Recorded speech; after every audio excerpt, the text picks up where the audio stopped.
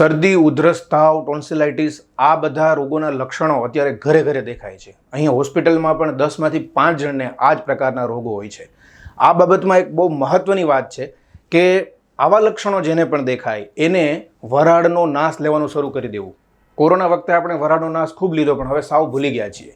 એટલે દર વર્ષે જ્યારે પણ શિયાળો જાય અને ઉનાળો આવે, કફનો પ્રકોપ થાય અને ત્યારે ઋતુ સંધિગત આ જે શરદી, ઉધરસ, તાવ એવા લક્ષણો દેખાય એમાં ડરવાને બદલે, ગભરાવાને બદલે આપણે વરાળનો નાશ લેવાનું શરૂ કરી દઈએ. દિવસમાં 2 વખત સવારે અને સાંજે 2 મિનિટ વરાળનો નાશ લેવો અને એમાં અજમો અથવા તો નીલગિરીના તેલના 2 ટીપા નાખી શકાય. એન્ટીબાયોટિકથી પણ તમને જે રાહત નહીં મળે એટલી રાહત તરત જ તમને વરાળનો નાશ લેવાથી આ બધા લક્ષણોમાં મળશે.